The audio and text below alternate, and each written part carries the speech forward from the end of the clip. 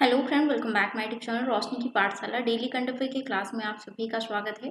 आज हम देखेंगे इस क्लास में 15 जून और 16 जून के इंपॉर्टेंट करंट अफेयर के क्वेश्चन आंसर। तो अंत तक जरूर बने रहेगा और इम्पोर्टेंट पॉइंट आप जरूर नोट डाउन कीजिएगा। आज का पहला इंपॉर्टेंट क्वेश्चन है, पेमा खांडू किस राज्य के तीसरी बार मुख्यमंत्री बने हैं? तो इसका राइट आंसर हो जाएगा अरुणाचल प्रदेश के। पेमा खांडू ने लगातार तीसरी बार अरुणाचल प्रदेश के मुख्यमंत्री पद की शपथ ली है। और इसके अलावा चाउना मीन ने डिप्टी सीएम की शपथ ली है। शपथ ग्रहण समारोह ईटानगर में स्थित दरोरजी खांडू कन्वेंशन सेंटर में हुआ है। पेमा खांडू 2016 में पहली बार अरुणाचल प्रदेश के मुख्यमंत्री बने थे। उनके पिता स्वर्गीय दोरजी खांडू भी जो है मुख्यमंत्री थे। नेक्स्ट हम देख लेते हैं अरुणाचल प्रदेश की कुछ बेसिक जानकारी। राजधानी ईटानगर है। राज्यपाल हैं कैवल्य त्रिविक्रम परमानाइक और मुख्यमंत्री हैं पेमा खांडू।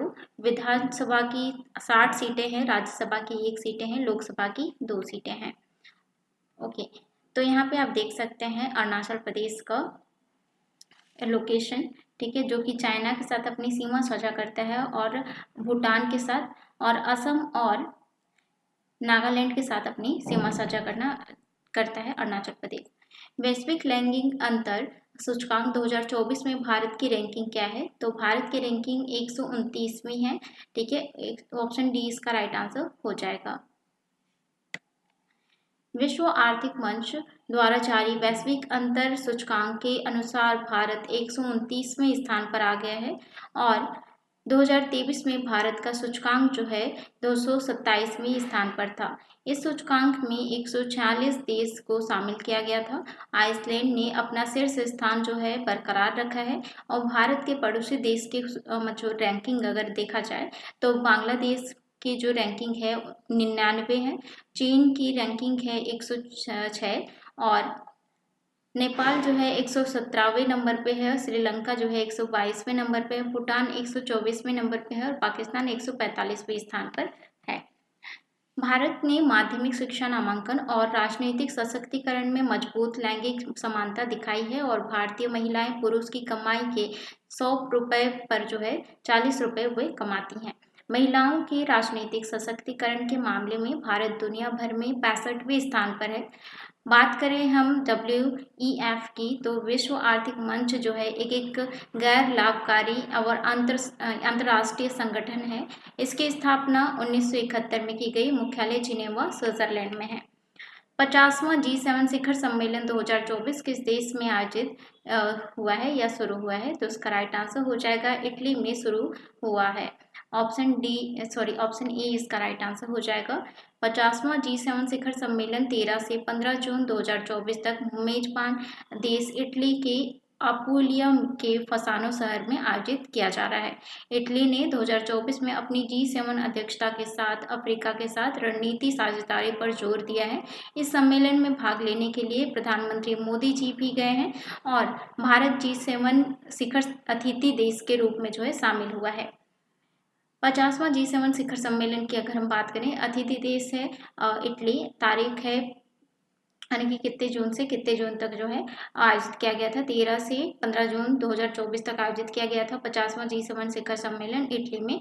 स्थान है यानी कि योग एग्राजिया फसानो अपोलिया और प्रतिभागी हैं Canada, France, Germany, Italy, Japan और यूनाइटेड किंगडम, संयुक्त राष्ट्र अमेरिका, यूरोप संघ, ये जो है प्रतिभागी हैं।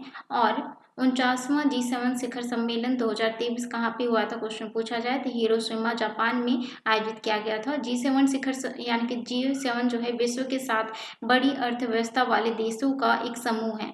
G7 की स्थापना जो है 1975 में हुई थी। G7 के सदस्य हैं संयुक्त राज्य America, Canada, Britain, France, Germany, Italy और जापान।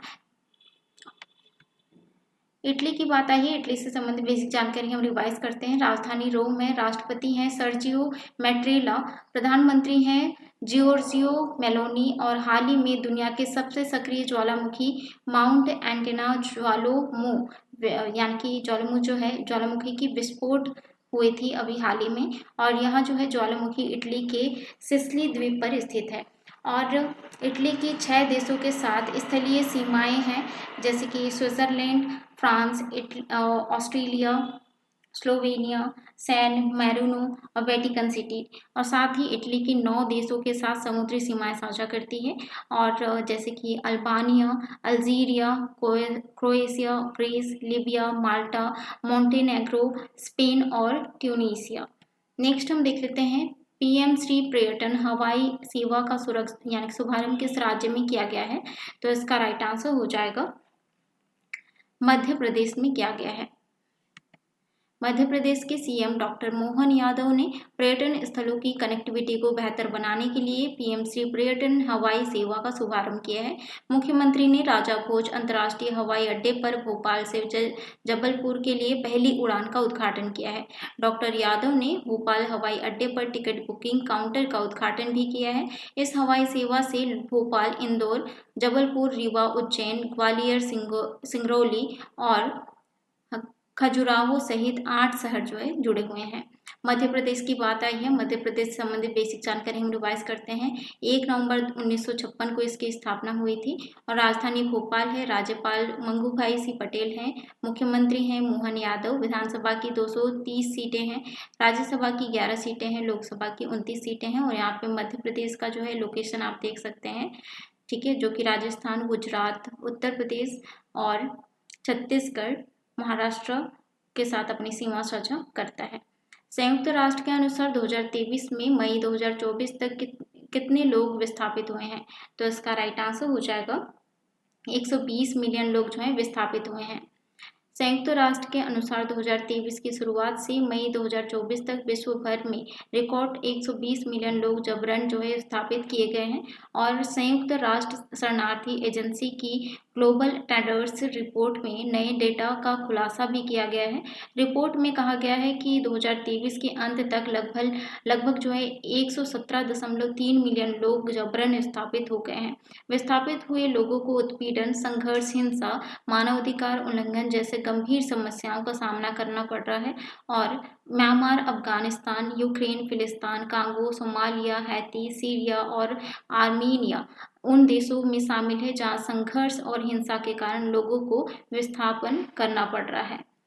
संयुक्त राष्ट्र शरणार्थी एजेंसी की बात आई है, इससे संबंधित बेसिक जानकारी हम देख लेते हैं। इसका गठन किया गया था 14 दिसंबर 1950 को। मुख्यालय जिनेवा, स्विट्जरलैंड में है। मुख्यमंत्री हैं फिलिपो ग्रांडी और एक संयुक्त राष्ट्र एजेंसी है यह, और शरणार्थियों, जबरन विस्थापित समुदाय और राज्य विहीन लोगों की सहायता करता है। नेक्स्ट है खीर भवानी मेला किस राज्य या केंद्र शासित प्रदेश में आयोजित किया जा रहा है? तो इसका राइट आंसर हो जाएगा जम्मू एंड कश्मीर में। ऑप्शन बी इसका राइट आंसर हो जाएगा। जम्मू कश्मीर में खीर भवानी मेला 14 जून को आयोजित किया जाएगा, और आयोजित किया गया था। और जम्मू कश्मीर में जून के महीने में मेला खीर भवानी उत्सव जो है मनाया जाता है। यह मेला जो है ज्येष्ठ अष्टमी को आयोजित किया जाता है। और खीर भवानी मेला कश्मीरी पंडितों के सबसे बड़े धार्मिक उत्सवों में से एक है। कश्मीरी पंडित समुदाय द्वारा गांदरबल जिले के प्रसिद्ध राग्याणा देवी मंदिर में जो है अपना मनाया जाता है, जिन्हें स्थानीय रूप से जो है माता खीर भवानी के नाम से जाना जाता है। उत्तराखंड के जोशी मठ का जो नाम है क्या रखा गया है? तो उसका राइट आंसर हो जाएगा ज्योतिर्मठ रखा गया है। केंद्र सरकार ने उत्तराखंड के चमोली जिले में स्थित जोशी मठ का नाम बदलने की मंजूरी दे दी है। अब जो है जोशी मठ को उसके प्राचीन नाम ज्योतिर्मठ के नाम से जाना जाएगा। नैनीताल जिले की कोशिया कोटोली तहसील का नया नाम जो है अब श्री कैंची धाम करने की भी मंजूरी दी गई है। और जोशी मठ को बद्रीनाथ धाम का प्रवेश द्वार भी माना जाता है, यह भी नोट डाउन जरूर कीजिएगा। किस अंतरिक्ष एजेंसी ने मंगल ग्रह पर बर्फ की खोज की गई है? तो इसका राइट आंसर हो जाएगा ESA अंतरिक्ष एजेंसी के द्वारा मंगल ग्रह पर बर्फ की खोज की गई है।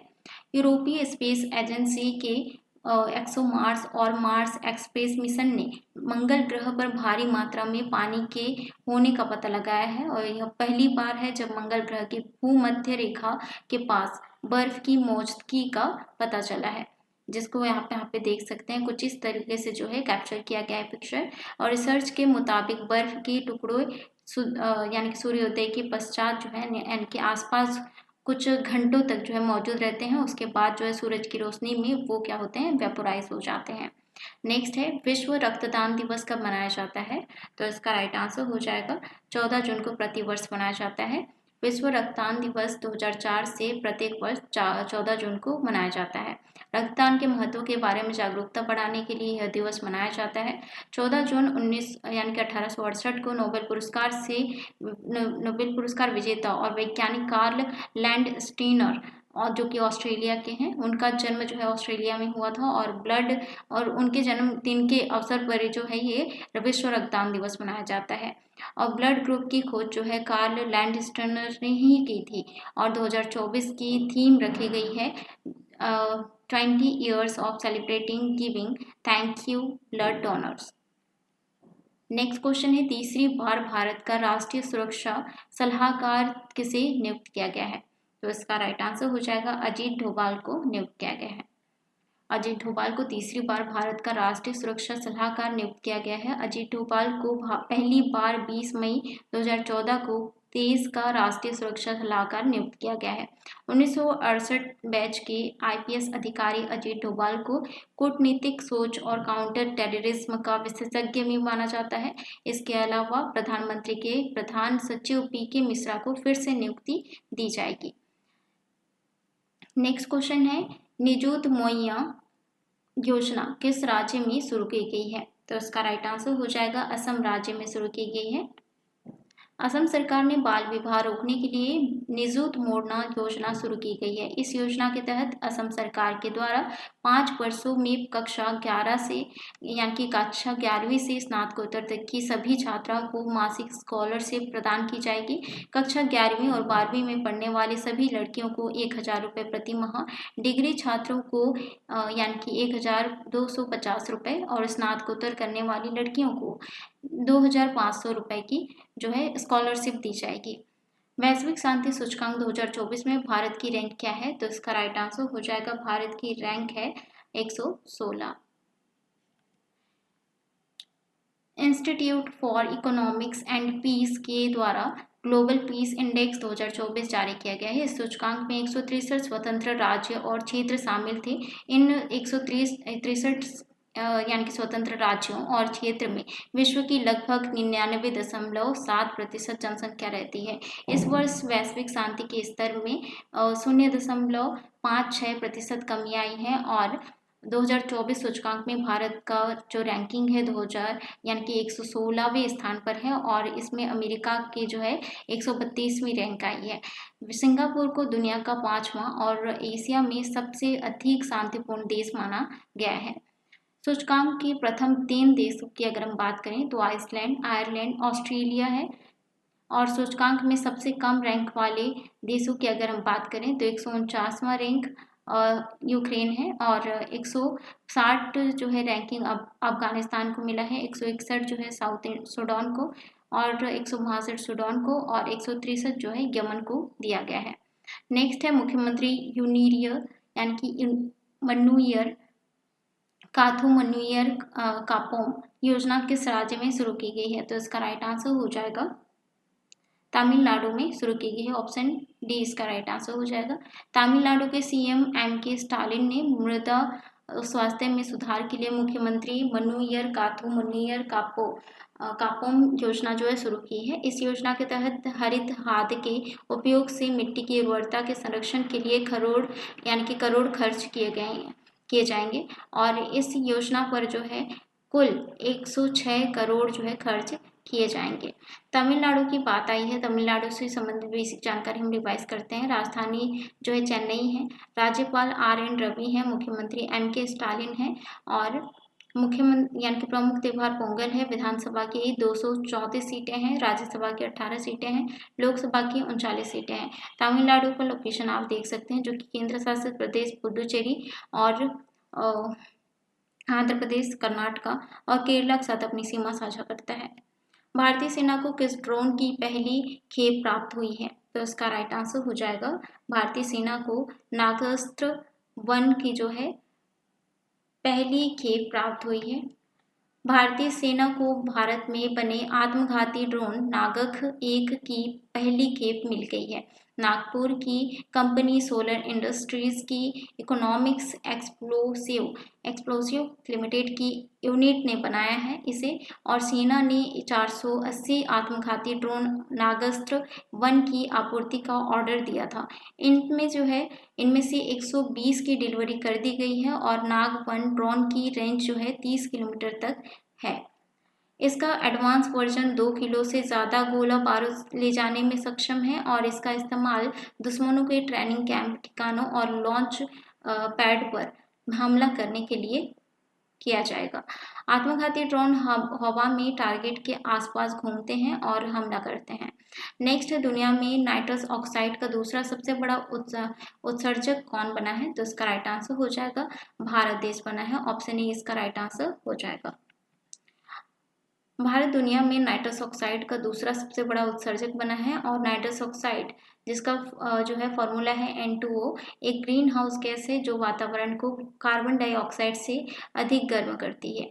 2020 में मानवजनित नाइट्रस ऑक्साइड उत्सर्जन की मात्रा के हिसाब से शीर्ष 5 उत्सर्जक देश थे। चीन 16.7% उत्सर्जित करता था, भारत 10.9%, संयुक्त राज्य अमेरिका 5.7%, ब्राजील 5.3% और रूस 4.6% थे। पिछले 4 दशकों में मानव गतिविधि से नाइट्रोजन यानी कि नाइट्रस ऑक्साइड उत्सर्जन में 40% की वृद्धि हुई है। नाइट्रस ऑक्साइड क्या है? नाइट्रस ऑक्साइड एक रंगहीन गैस होती है। इसे लाफिंग गैस के नाम से भी जाना जाता है और इसका प्रयोग शल्य क्रिया और दंत चिकित्सा में इसकी यानी कि एनेस्थीसिया और एनाल्जेसिक प्रभाव के कारण होता है। नेक्स्ट है, ICC player of the month May 2024 कैसे चुना गया है? तो उसका राइट आंसर हो जाएगा गुडाकेश मोती को चुना गया है। वेस्ट इंडीज के बाएं हाथ के स्पिनर गुडाकेश मोती ने मई महीने में शानदार प्रदर्शन के लिए एक ICC men's player of the month award जीता है और महिला वर्ग में श्रीलंका की चमारी अथापसु को मई 2024 के लिए आईसीसी महिला खिलाड़ी का पुरस्कार दिया गया है। यह चमारी अथापसु का दूसरा आईसीसी महिला प्लेयर ऑफ द मंथ सम्मान है और उन्होंने इससे पहले सितंबर 2023 में यह पुरस्कार जीता था। अंतर्राष्ट्रीय क्रिकेट परिषद की अगर हम बात करें, इसकी स्थापना की गई थी 15 जून 1909 को। मुख्यालय दुबई संयुक्त अरब अमीरात में है और अरब यानी कि अध्यक्ष हैं ग्रेग बार्कले और सीईओ हैं जियोफ एलार्डिस और यह क्रिकेट के लिए वैश्विक शासी निकाय है।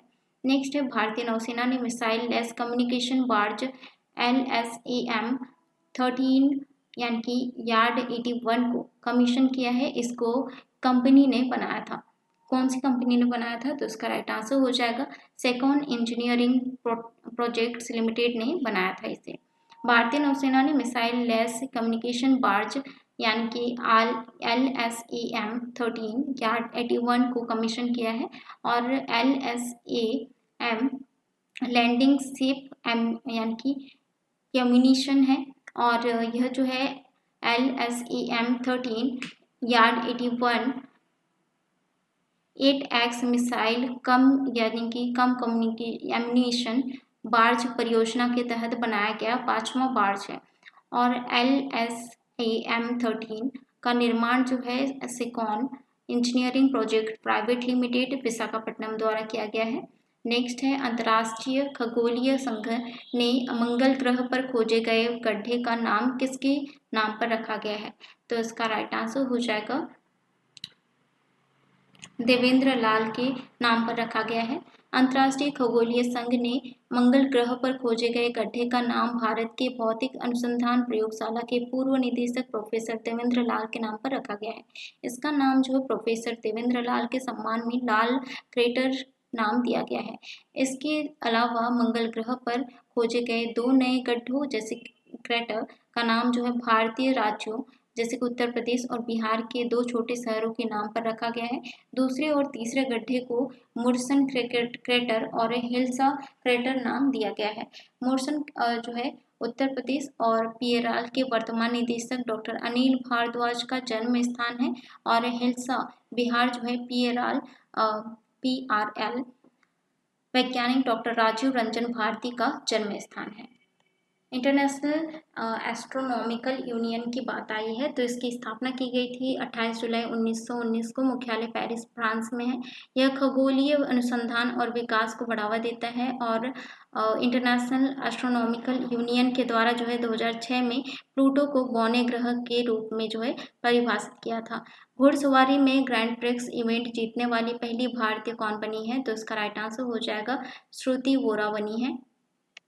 श्रुति बोरा 3 स्टार ग्रैंड प्रिक्स इवेंट जीतने वाली पहली भारतीय घुड़सवार बनी गई है।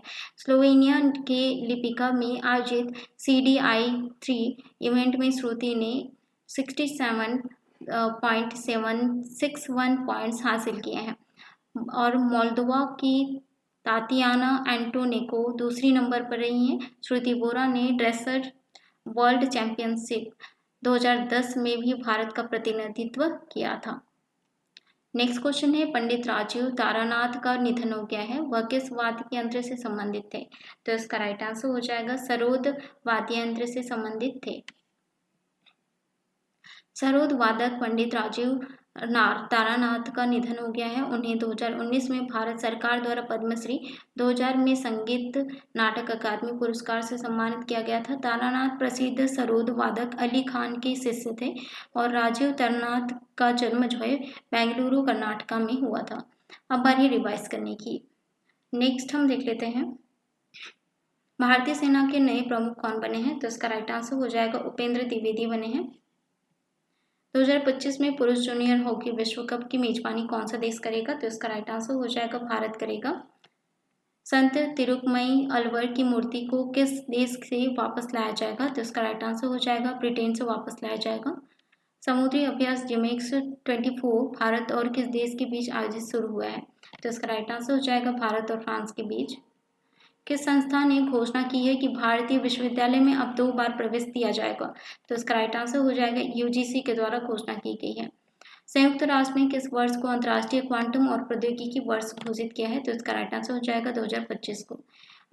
अब फिक्की की महानिदेशक कौन नियुक्त की गई है? तो इसका राइट आंसर हो जाएगा ज्योति विज को नियुक्त किया गया है।